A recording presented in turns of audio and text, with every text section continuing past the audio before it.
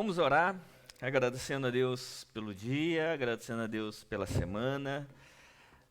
Nós tivemos uma semana de pausa e dado feriado, né? Vamos orar. Pai, nós agradecemos ao Senhor pela Tua graça, pelo Teu amor. Agradecemos a Deus porque o Senhor nos dá a bênção de podermos abrir a Tua palavra e sermos enriquecidos pelo Teu Espírito através do conhecimento do Senhor. Pedimos que o Senhor nos auxilie a compreender toda a Escritura, a viver, ó Deus, o Teu Evangelho e reconhecer, ó Deus, o Teu amor a cada momento nas nossas vidas.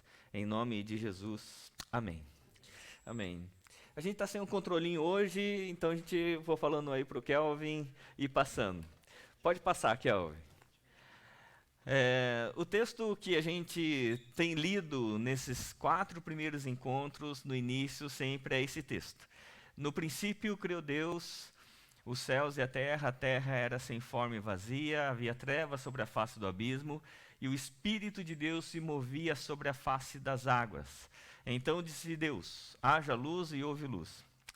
É interessante a gente entender esse texto, porque quando a gente olha para a Escritura Sagrada, no princípio criou Deus. A palavra Deus ali é um plural. Seria traduzido como deuses.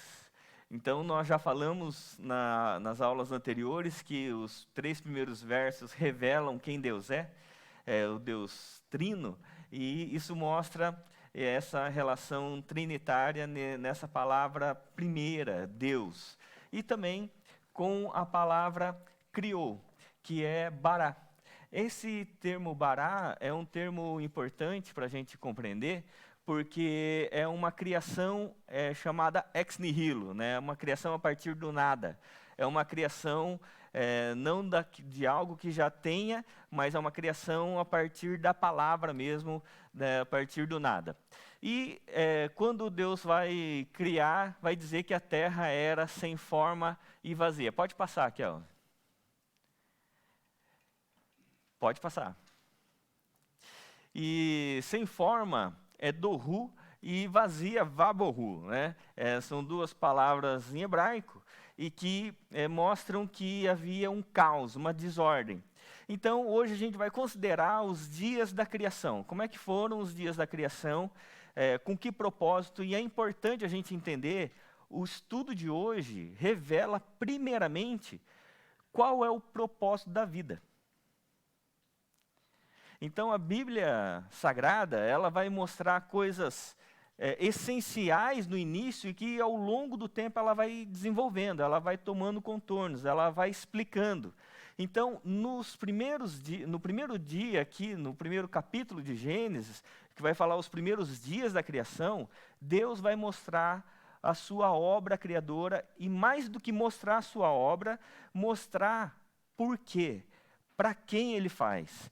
Então, a gente vai passar aqui os dias da criação. Todo mundo já leu aí algumas vezes Gênesis capítulo 1, né? Então não preciso ler novamente. Então, pode passando, Kelvin. No primeiro dia, Deus formou a luz. Então havia trevas sobre a face do abismo, e aí Deus forma a luz. O segundo dia, Deus vai fazer a separação entre águas em cima e águas embaixo. O firmamento e as águas. O terceiro dia, Deus vai formar a porção seca, a terra. E é interessante que quando a gente olha os 3 primeiros dias da criação, Deus está dando forma e agora ele vai começar a dar conteúdo. O quarto dia, pode passar, ele vai dar luzeiros. O quinto dia, ele vai fazer as aves e os peixes. E o sexto dia, os animais e o ser humano. Então perceba que o que Deus está fazendo, o que era sem forma, o que não tinha forma nenhuma, não tinha beleza nenhuma, Deus agora ele começa a dar forma e ele começa a dar conteúdo. Então no primeiro, segundo, terceiro dia, Deus faz a luz, o céu e a terra. O quarto dia ele faz os luzeiros para a luz. O quinto dia, ele vai fazer as aves e os peixes para o céu, e para as águas, para os mares. E o sexto dia, os animais e o homem para a terra e para toda a vegetação. Tá certo? Então, o que acontece? A criação de Deus não é aleatória, ela é intencional. A criação de Deus mostra um Deus que é trino.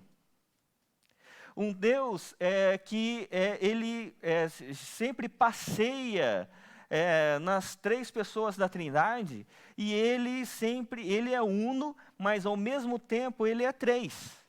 Então, toda a criação, ele vai mostrar também essa convergência de que um Deus de amor, um Deus de cuidado, um Deus que mostra toda a sua beleza, ele vai criar tudo também para ser convergente. Tá bom? Então, quando a gente começa a olhar essas coisas, cada dia da criação, Deus faz e ele analisa. Ele olha para tudo aquilo que ele havia criado e ele vai falar assim, deixa eu analisar, avaliar se é bom ou não. E aí ele sempre diz que termina o dia e ele disse que aquilo era bom. Mas quando chega no verso 31, o ápice, e ele olha todas as coisas, no verso 31, pode passar, e Deus viu tudo que havia feito e tudo havia ficado muito bom. Passaram-se tarde de manhã, esse foi o sexto dia. Ou seja, para Deus, cada coisa particular, ela é só boa. Mas quando você junta tudo, aí fica muito bom. É mais ou menos assim. A gente não vai ter. A gente vai ter 3 casais aqui, né? Não vai ter. Então deixa quieto, não vou fazer não. Deixa quieto, o exemplo que eu ia fazer, não vou fazer não. Tem 1, 2, tem um casal aqui ou não? Tirando... Eu já estou contando 2 aqui. Não tem? Então deixa quieto, não vou fazer não. Então, e aí o que acontece? Tudo é para manifestar a glória de Deus. E quando Deus então cria o ser humano, Deus cria o ser humano para ficar independente? Não. Deus cria o ser humano para o outro. E quando Deus cria o homem, e o homem fica responsável por todas as coisas, quando ele cria a mulher, o que Adão vai falar a respeito da mulher? Agora sim, essa é osso dos meus ossos e carne da minha carne. Não é? Por quê? Porque agora ele encontrou alguém que era igual a ele, alguém com quem ele pudesse manifestar amor. Mas o que acontece? Está faltando um dia aí na criação. Qual dia? O 7º dia. Pode passar. O 7º dia é um culto. É uma glória a Deus. Então, quando Deus olha para a criação, ele faz o primeiro dia, ele faz a luz, Deus olha e diz, ficou bom. Olha que legal que ficou. Deus faz o 2º dia e fala assim, ficou bom. E ele vai falando ele falando a respeito da criação que era bom. Mas quando chega no 6º dia, ele fala assim, nossa, ficou muito bom. E aí ele chama o 7º dia, ele fala assim, olha, agora eu vou santificar o 7º dia, porque eu vou descansar das minhas obras. Pergunta, Deus estava descansando porque ele estava cansado? Ele falou assim, trabalhei muito essa semana, fazia tempo que eu não fazia uma criação, então fiquei cansado. Ele vai descansar porque ele estava cansado fisicamente? Qual é o descanso de Deus?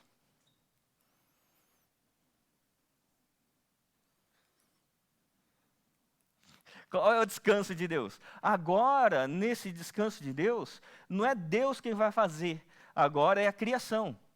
A criação diante de Deus vai dizer a Deus como tudo ficou muito bom. Até o 6º dia era Deus dizendo à criação. Agora no 7º dia é a criação dizendo a Deus que tudo ficou muito bom. É por isso que ele fala que no sétimo dia é para a gente parar as nossas obras, para a gente parar o que nós estamos fazendo e a gente observar o que realmente é o propósito de Deus sobre as nossas vidas. Tá certo? Então, é importante a gente compreender que a Bíblia toda é um livro unificado. Pode passar. E como nós vimos, o que está na criação está lá na consumação. O que está em Gênesis está lá no Apocalipse, certo? Então, como que nós podemos definir na Bíblia o sétimo dia? Qual o texto da Bíblia Sagrada que mostra para a gente o que era para ser o sétimo dia? Aliás, tem algum texto na Bíblia que mostra como deveria ser o sétimo dia? Tem. Abra sua Bíblia em Apocalipse no capítulo 5.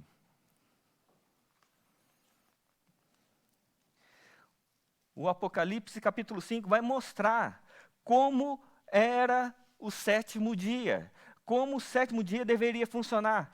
Toda a criação dando glórias a Deus.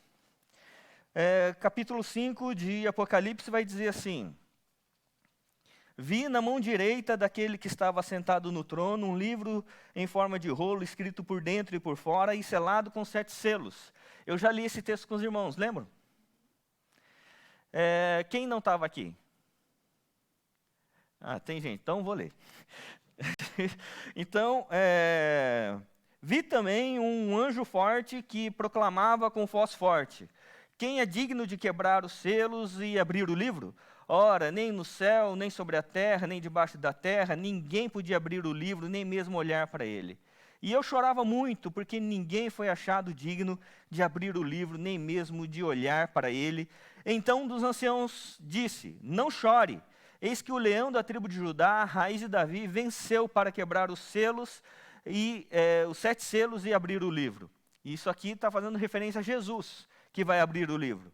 Verso 6. Então vi no meio do trono e dos 4 seres viventes e entre os anciãos em pé um cordeiro que parecia que tinha sido morto. Ele tinha 7 chifres, bem como 7 olhos, que são os Espíritos de Deus enviados por toda a terra. O cordeiro foi e pegou o livro da mão direita daquele que estava sentado no trono.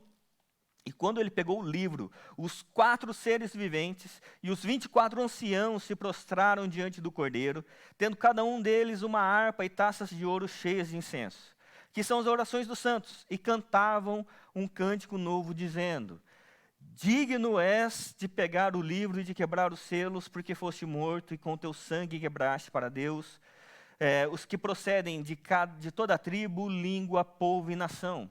Imagine, irmãos, uma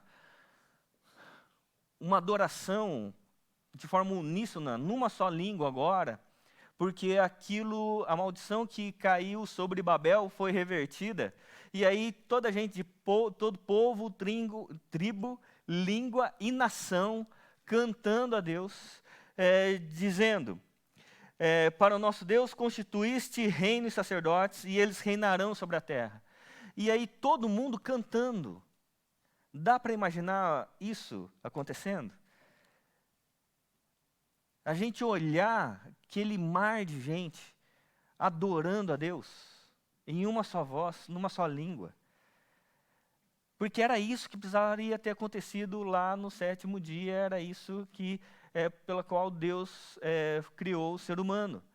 Mas Deus não criou só o ser humano para louvar a Deus. A Bíblia vai dizer que todo ser que respira, louve ao Senhor. E aí a gente vai ver, além de toda a humanidade, a gente vai ver um segundo grupo, que agora os nossos olhos vão se abrir. Os nossos olhos estarão abertos. Uma realidade que a gente não consegue enxergar hoje, quando Deus revelar todas as coisas para nós, conseguiremos ver. Nós vamos enxergar. Então, vai dizer assim no verso 11: vi e ouvi. Vi e ouvi uma voz de muitos anjos ao redor do trono, dos seres viventes e dos anciãos, cujo número era de milhões e milhares de milhares, proclamando com voz forte: Digno é o cordeiro que foi morto de receber o poder, a riqueza, a sabedoria, a força, a honra, a glória e o louvor. Você já viu algum anjo? A gente vai ver, não um, mas aqui diz que são milhões e milhões e milhares, cantando ao redor do trono de Deus. E a gente vai ver o trono de Deus, e a gente vai ver aquela multidão de anjos cantando, e a gente vai ver e ouvir. Porque isso era para ter acontecido lá no 7º dia, no Éden. Esse era o 7º dia, onde as pessoas diriam a Deus: Deus, tudo é muito bom. Não há outra coisa que a gente possa dizer a não ser que toda honra, toda glória e todo louvor seja dado ao Senhor. Mas não só nós. Os anjos, milhões de milhões e milhares também vão cantar na presença do Senhor. Mas a gente vai ver um terceiro grupo, que a gente não imaginaria cantando, mas os nossos ouvidos estarão destapados, os nossos olhos, nós conseguiremos enxergar de verdade, e ele vai dizer assim no verso de número 13: Então ouvi que toda criatura que há no céu e sobre a terra, debaixo da terra e sobre o mar, e tudo que neles há, estava dizendo: àquele que está sentado no trono e ao Cordeiro, sejam o louvor, a honra, a glória e o domínio para todo sempre. O que é essa toda criatura? Toda criatura. Então a gente vai ver todos os animais, todas as aves, todos os peixes, e diz que a gente vai ouvi-los cantando ao Senhor, dizendo: àquele que está sentado no trono e ao Cordeiro, seja o domínio pelos séculos dos séculos, amém. Você imagina? Você está lá no céu, você olha para o lado e vê o seu cachorro cantando, Senhor. Não vai ser o seu cachorro, né? Mas vai ser um cachorro, né? Então, ou um gato, ou um animal. Você imagina. Por quê? Porque no 7º dia, quando Deus fala que Ele para as suas obras, para que toda a criação descanse. Descansar não é a gente não fazer nada. É a gente fazer algo que a gente não estava fazendo nos outros dias. É a gente entender o propósito da nossa vida. Pode passar o slide. É por isso que o culto, tem 2 flechas aí. O culto é o propósito central da Escritura Sagrada. Pode passar. Tanto para a criação e que vai à consumação, pode passar de novo. E a consumação que volta ao propósito que era na criação.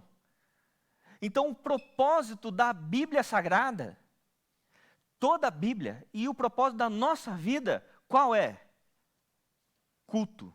Dar glórias a Deus. O Deus que nos criou, que nos fez, e a gente começa a entender qual é o propósito pela qual Deus nos fez.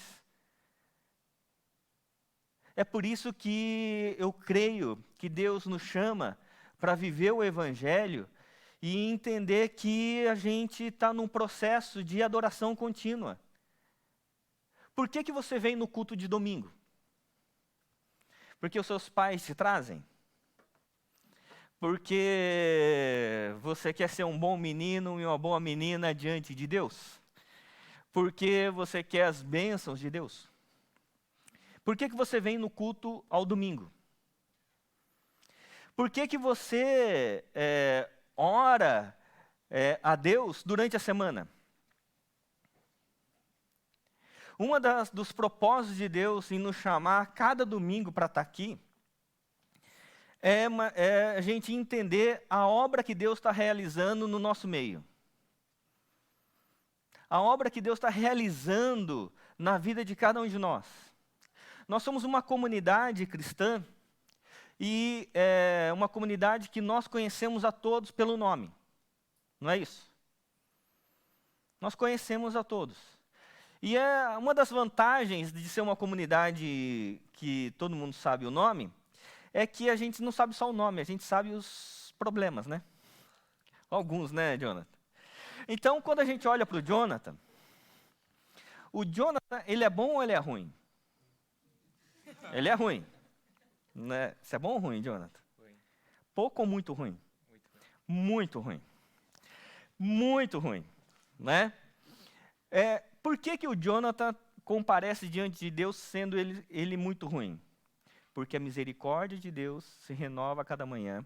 Porque se não fosse a misericórdia de Deus, o Jonathan seria consumido. Certo? Amém? Amém. Maravilha. E aí a gente comparece diante de Deus não no nosso direito. Não porque eu sou bom, vou comparecer diante de Deus porque agora eu vou reivindicar as minhas bênçãos. Não. A gente comparece diante de Deus por causa da graça. Mas, ao mesmo tempo, a gente comparece todo domingo. Não é? Então, o Lucas, que olha o Jonathan, e o Lucas olha para si e diz assim, nossa, o Jonathan é ruim. Mas o Lucas, ele fala assim, mas nesse domingo, eu vi que o Jonathan cresceu espiritualmente. No domingo que vem, ele percebe que o Jonathan mudou mais um pouco. De repente, o Jonathan está passando por um problema e fala assim, olha, irmãos, estou passando uma dificuldade, quero que os irmãos orem por mim. E aí, no outro domingo, a gente comparece de novo e percebe que o Jonathan, aquele problema que existia, já não existe mais. Então, o que a gente começa a perceber? A graça de Deus manifestada na vida do Jonathan. Em mantê-lo vivo, por causa da graça, e preservá-lo em todas as coisas por causa do cuidado. E aí, quando a gente chega aqui de domingo e percebe a graça de Deus na vida do Jonathan, na vida de cada um de nós, a gente diz, Deus, isso tudo é muito bom.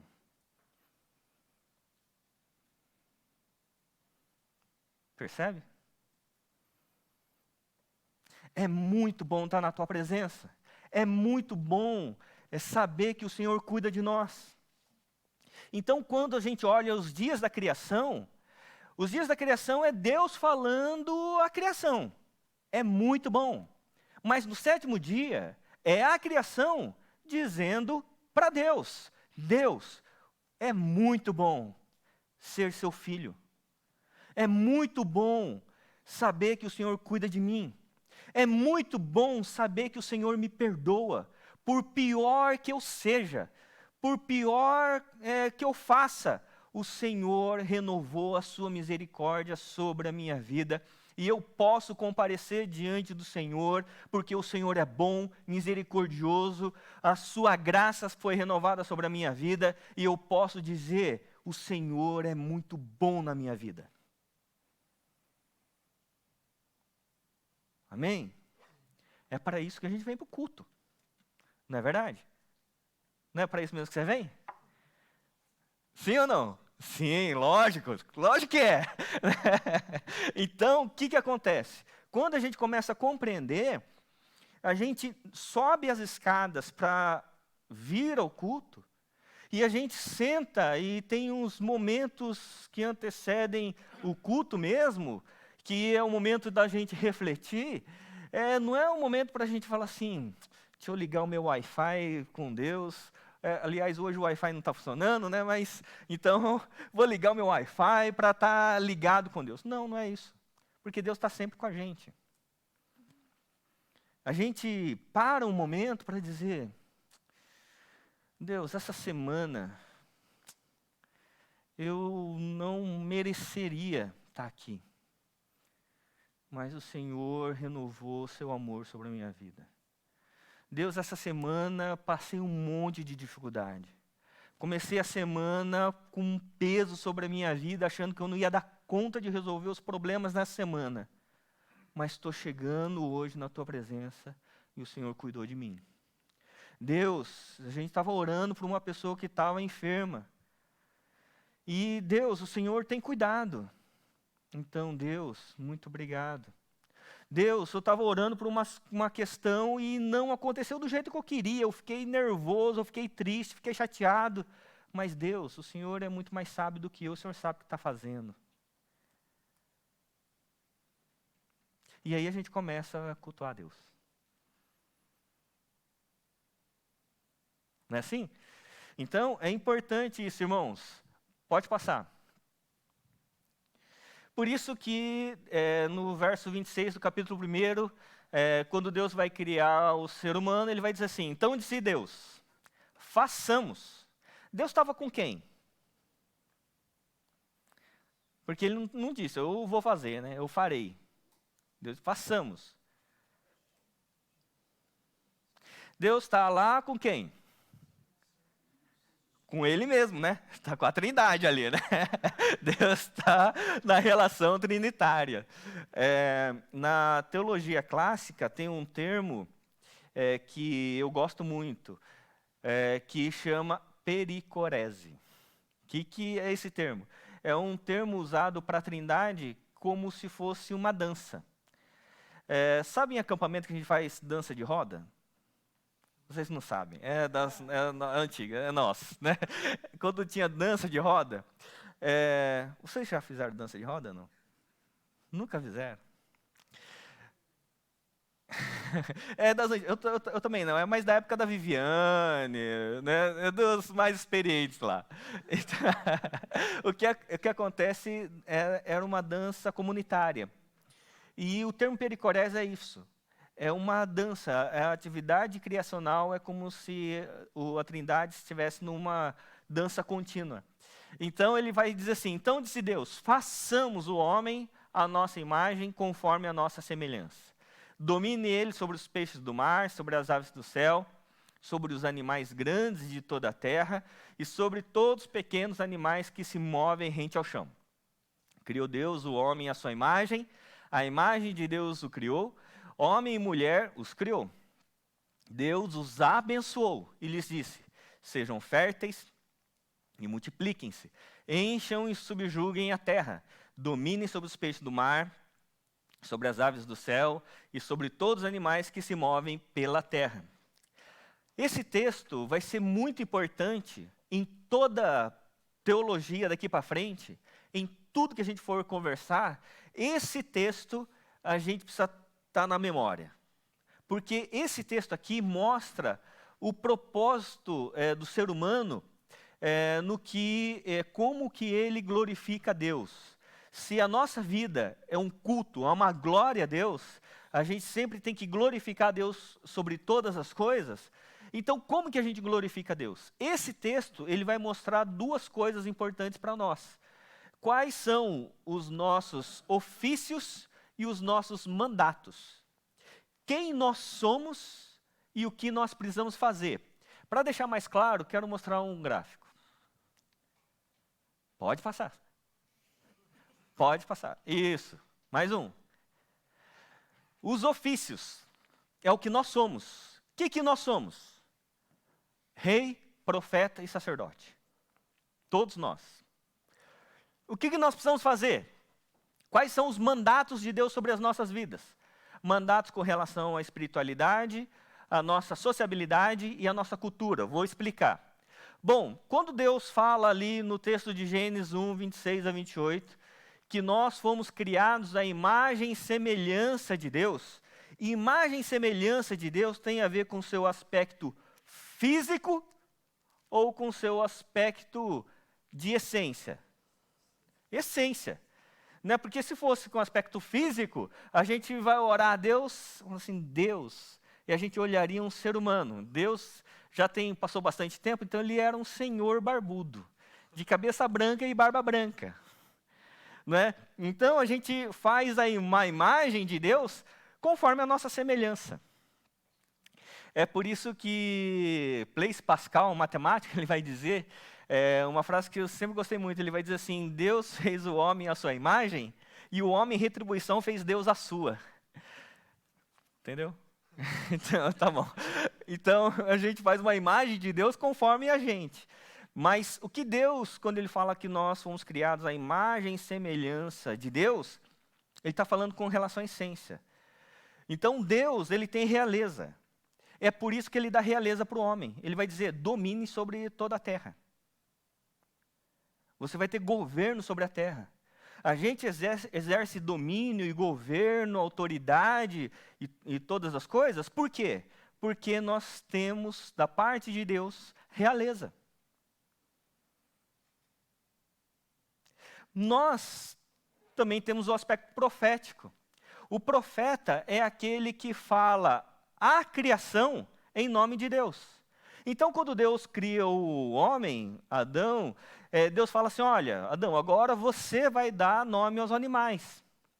Porque é o homem que daria ordens à criação. Mas não só falar a criação em nome de Deus, mas falar a Deus em nome da criação. Então, ele teria o aspecto sacerdotal. O sacerdote é aquele que fala a Deus em nome da criação, não é isso? Então, o ser humano seria responsável para representar toda a criação diante de Deus. O que a gente exerce, qual ofício a gente exerce quando a gente ora? Sacerdotal. Qual ofício que a gente exerce quando a gente prega? Profético. Qual ofício a gente exerce quando a gente administra a nossa carteira? Realeza. Ok? Então, o que acontece? Isso é porque nós fomos criados à imagem e semelhança de Deus. Mas isso é o que nós somos. Então, você, cada um de nós somos realeza, somos profetas e somos sacerdotes. Essa é a nossa essência. Porque é a essência de Deus. Quando Cristo vem, Cristo vai ter quais ofícios? De rei, de profeta e de sacerdote. Mas, isso é o que nós somos. Mas como que nós exercemos essa realeza, essa profecia e esse sacerdócio? Através dos mandatos, o que nós precisamos fazer. Então, nós temos 3 mandatos, que são mandamentos, 3 áreas, 3 grandes esferas da nossa vida, que nós precisamos desenvolver. A primeira delas é a espiritual, que é a nossa relação com Deus, a nossa relação com o divino. Como é que nós desenvolvemos a nossa espiritualidade? Através de conhecer a Deus e nos submeter ao Deus que nós conhecemos. Então, por isso que uma das coisas importantes para a nossa espiritualidade é estudar a palavra, porque é a revelação de Deus para que a gente conheça o coração de Deus. Tá bom? Então, a espiritualidade a gente exerce e se desenvolve na vida comunitária como igreja. Como que a gente desenvolve o aspecto cultural?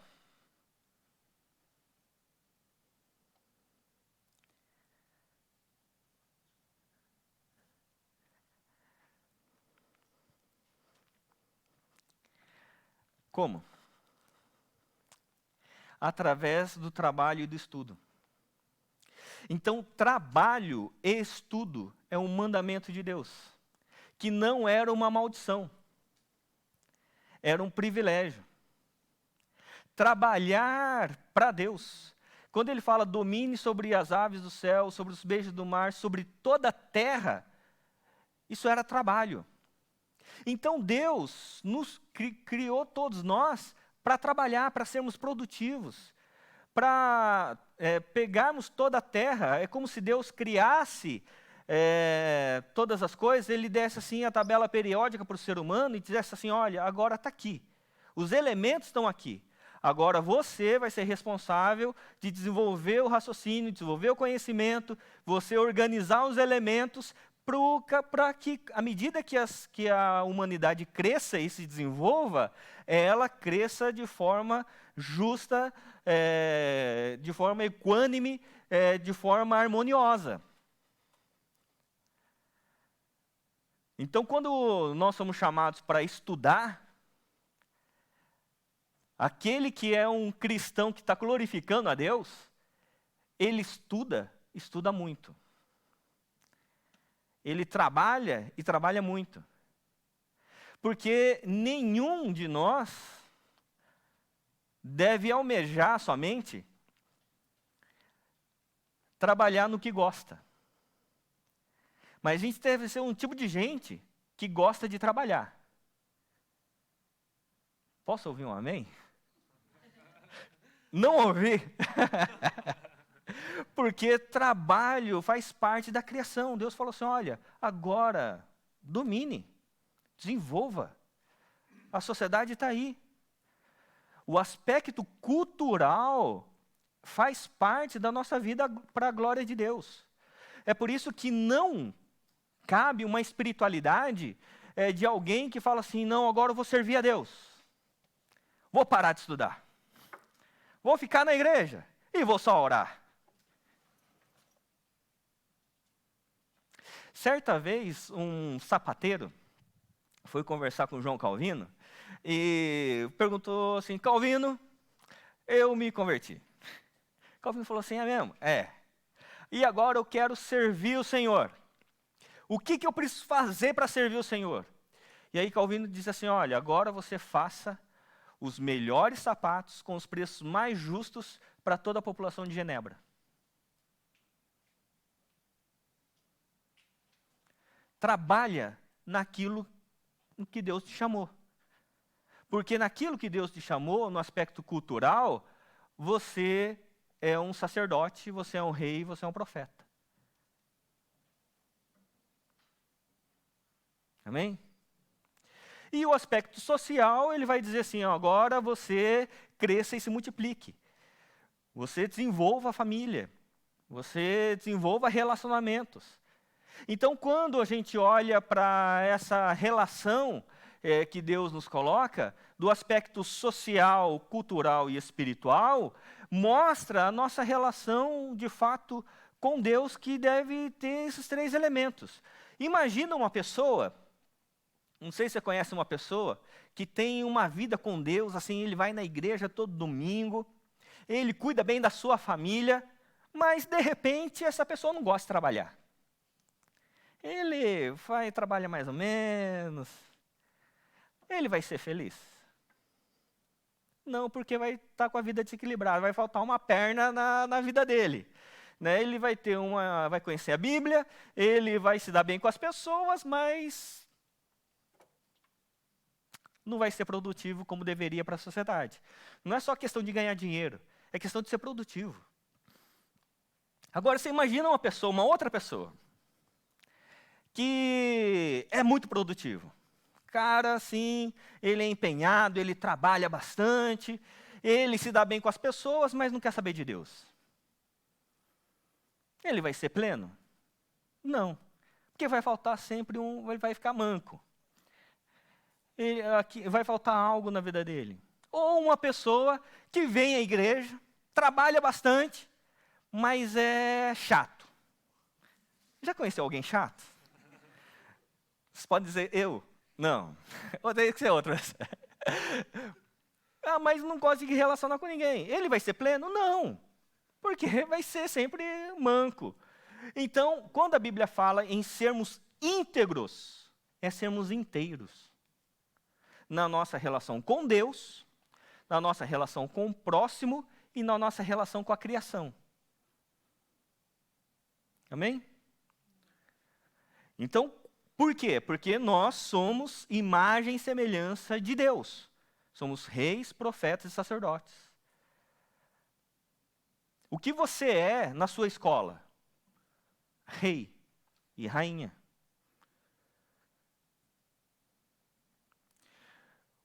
Você almeja uma profissão para ser o quê?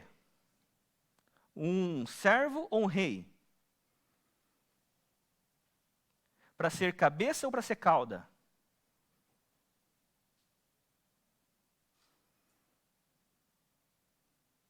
Vamos pensar aqui, irmãos. Muita gente faz medicina, certo? Como é a saúde pública da nossa cidade? Fraca, média ou excelente? Se você for na periferia da Zona Leste, você vai ter certeza que é muito fraca. E aí você se forma como médico. E você, vamos supor que você assume para colaborar numa UBS no extremo da Zona Leste. E você teria dois modos de pensar. Você fala assim, ninguém faz nada aqui mesmo. Aqui é tudo levado assim, de qualquer jeito. Corrupção, não sei o quê. Então não vou querer saber de nada aqui não. Só vou vir bater não ia falar bater cartão, né? Não bate cartão, mas...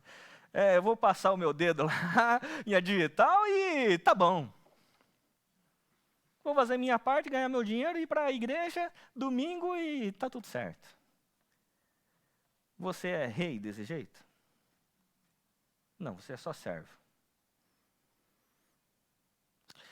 Deus te chama para que, à medida que você pisa em algum lugar com realeza, profeta e sacerdote, você represente Deus, porque você é rei e rainha, você fale em nome de Deus, você fala o que precisa ser dito, e você ora para que aquela situação seja transformada por Deus, e por isso você ora a Deus.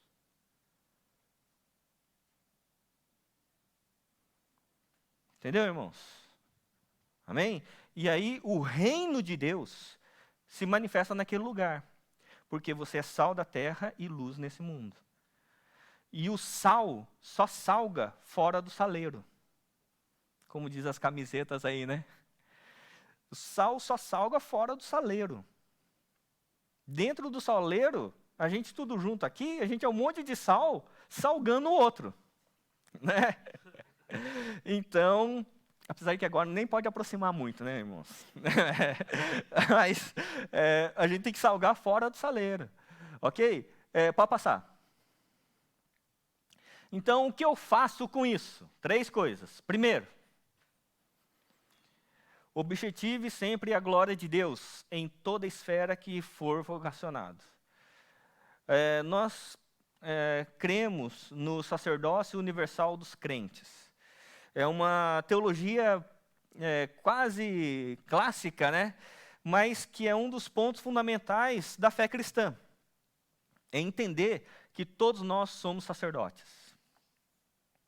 E porque todos nós somos sacerdotes, então o lugar onde a gente está é a nossa congregação.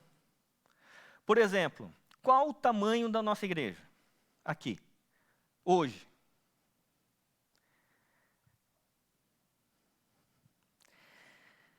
Mais ou menos assim. A gente está aqui, sei lá, umas 30, 40 pessoas, certo? Não sei. Mais ou menos. Com quantas pessoas você se encontra durante a semana? Mais ou menos. Da igreja, 4. Não, na semana. Umas 100 pessoas, beleza. E você? Com quantas pessoas você se encontra durante a semana? Todo mundo.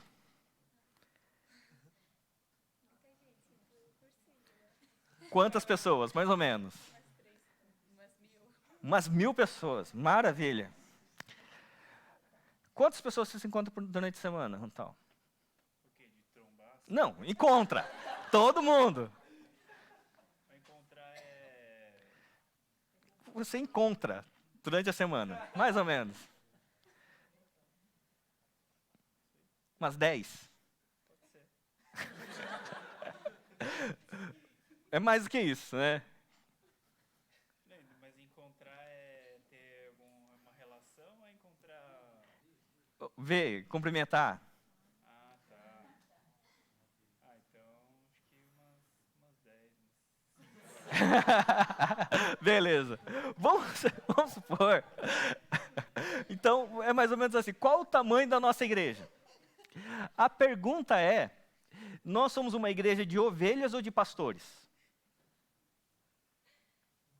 Porque nós somos um reino de sacerdotes. Deixa eu fazer a pergunta de novo. Nós somos uma igreja de ovelhas ou de pastores? De pastores. Então, se nós somos pastores, quem são as nossas ovelhas? As pessoas que nós encontramos durante a semana.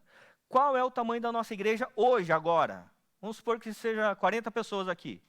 E a gente encontre uma média aí, sei lá, de 30 pessoas. Qual o tamanho da nossa congregação agora? 1.200, né? Ô, Jonas, você é o cara da matemática, meu. 1.200 pessoas. Porque a nossa igreja são as pessoas com quem nós nos relacionamos. Porque lá nós iluminamos as pessoas com a graça, com amor, porque nós somos rei, profeta e sacerdote. Nós temos o aspecto cultural, social, espiritual em cada lugar. Entendeu, irmãos? Porque em todo lugar nós glorificamos a Deus.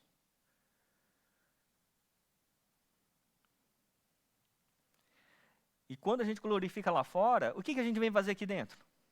Só agradecer. E dizer, Deus, foi muito bom.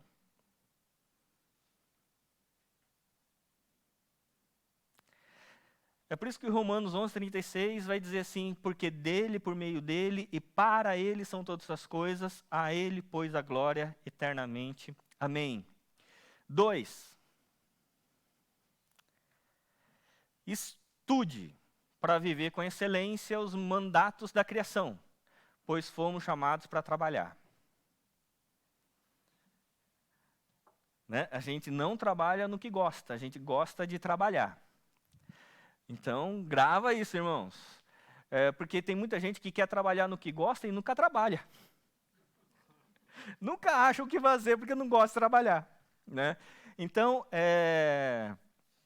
uma das coisas importantes é a gente entender que o trabalho foi amaldiçoado lá no Éden.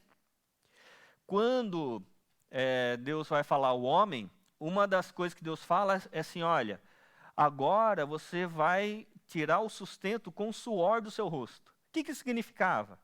Que agora o trabalho ia ser chato. Ia ser cansativo, ia ser penoso. Você ia acordar segunda de manhã e falar assim, segunda, tem que ir para a escola, tem que ir para o trabalho. Ia ser ruim. Mas agora que nós conhecemos a Cristo, a gente acorda segunda-feira.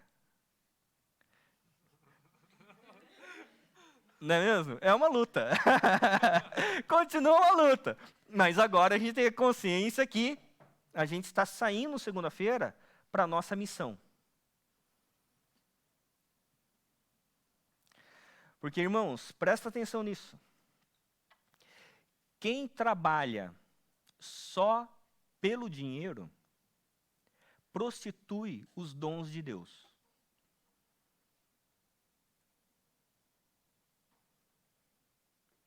Porque Deus nos dá físico, energia, capacitação, dons, realeza, profecia, sacerdócio, para que a gente exerça na nossa espiritualidade, na relação com as pessoas e na cultura.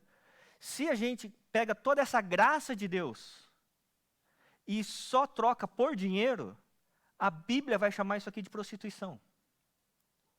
E a gente transforma a graça numa desgraça. E essa vai ser a ruína de muitas pessoas. Abra sua Bíblia em Apocalipse. Capítulo 19.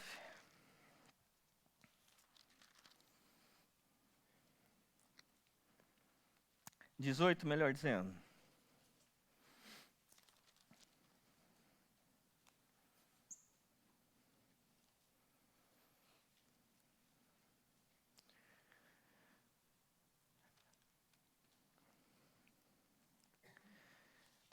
Eu vou considerar, quando a gente chegar no capítulo 11 de Gênesis, sempre a luta entre Babilônia e Jerusalém.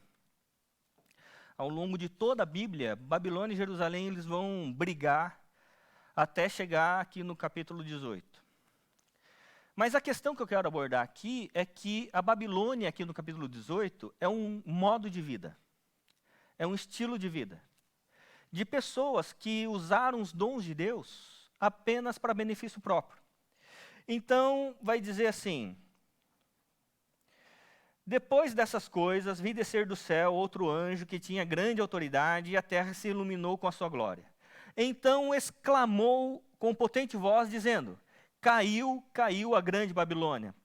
Ela se tornou morada de demônios, refúgio de toda espécie de espírito imundo, e esconderijo de todo tipo de ave imunda e detestável. Pois todas as nações beberam do vinho do furor da sua prostituição. Com ela se prostituíram os reis da terra. Também os mercadores da terra se enriqueceram à custa da sua luxúria ou do seu luxo. Ouvi outra voz do céu dizendo: saiam dela, povo meu. Então, aqui é um estilo de vida. Que Deus diz assim: sai dela, povo meu. Que estilo de vida é esse? Saiam dela, povo meu, para que vocês não sejam cúmplices em seus pecados, e para que os seus flagelos não caiam sobre vocês, porque os pecados dela se acumularam até o céu, e Deus se lembrou das injustiças que ela praticou.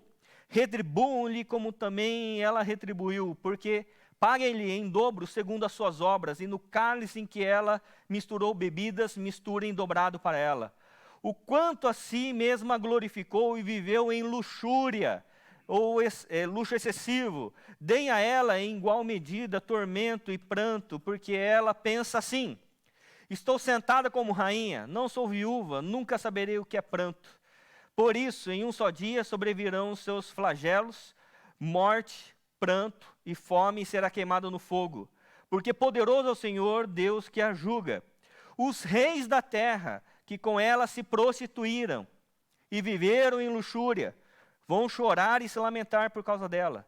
Quando virem a fumaça do seu incenso e conservando-se de longe com medo do seu tormento, dizem: ai, ai de você, grande cidade Babilônia, cidade poderosa, pois em uma só hora chegou o seu juízo. E por causa dela choram e pranteiam os mercadores da terra. Presta atenção no que eles fazem mercado. Mercadores da terra, porque ninguém mais compra a sua mercadoria.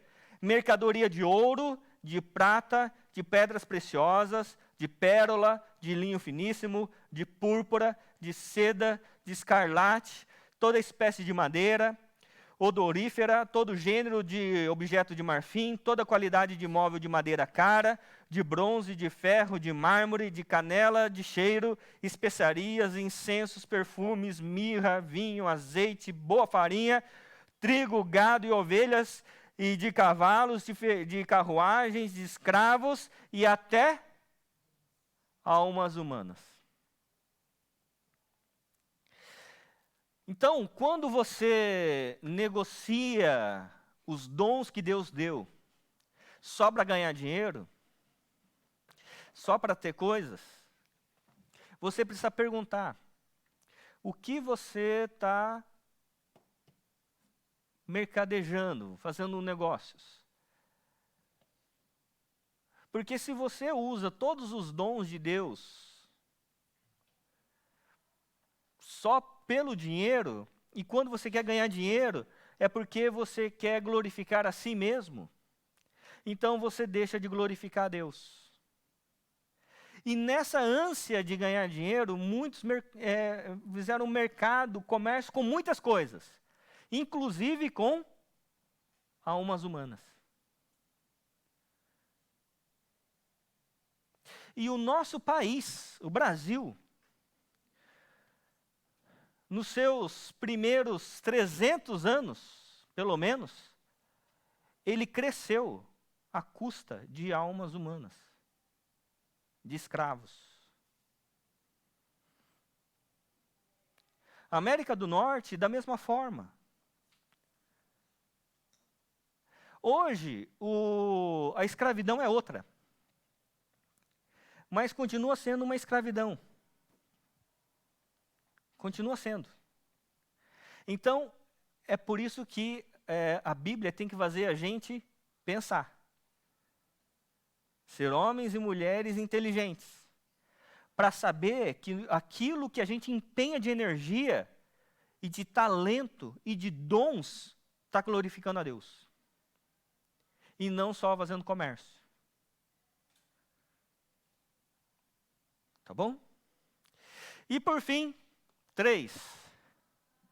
Relacione com muita gente, com muitas pessoas.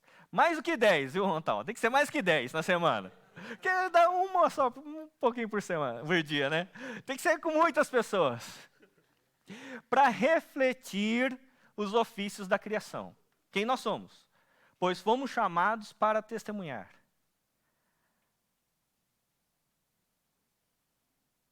Então, vamos relacionar com gente. A gente tem que ser amigo de muita gente.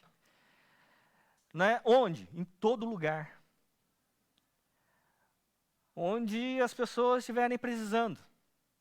E, por exemplo, se na escola tem alguém precisando, passando dificuldade, tá com...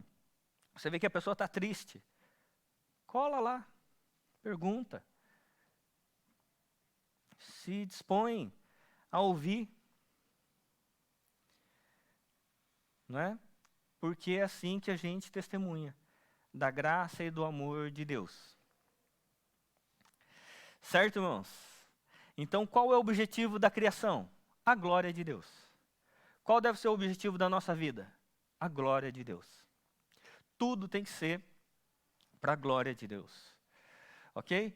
Para que a gente acorde na segunda-feira ou a gente levante amanhã na quarta, animado. Vou para a missão que Deus me der. E aí você ora pela manhã, falou assim, Deus, vai ser difícil hoje, hein? Vai ser duro. Não é fácil, não.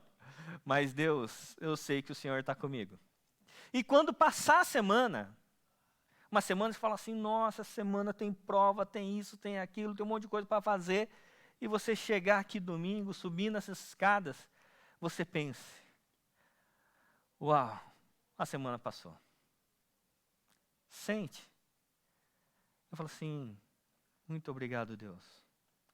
Foi difícil, mas foi muito bom. Amém? Vamos orar. Pai Santo, obrigado. Obrigado porque é muito bom estar na Tua presença, é muito bom servir ao Senhor, muito bom ser filho. Sabemos que na vida nós temos dificuldades, problemas, mas Deus, o Senhor manifesta a sua graça a cada dia. O Senhor renova a sua misericórdia sobre cada um de nós. E é por isso que nós pedimos que o Senhor continue nos auxiliando, nos ajudando, para que possamos a cada instante, a cada momento, reconhecer, ó Deus, o Senhor que é em nós. E à medida que a gente compreenda quem o Senhor é em nós, nós saibamos quem nós somos, o que precisamos fazer. A energia que precisamos empenhar em todas as coisas. Por isso, ó Deus, nos ajude e nos abençoe. É o que nós oramos, gratos, que o conhecimento do Senhor forme a nossa mente e o nosso coração, em nome e por amor do Senhor Jesus. Amém. Amém. Amém, irmãos. É isso aí, até semana que vem.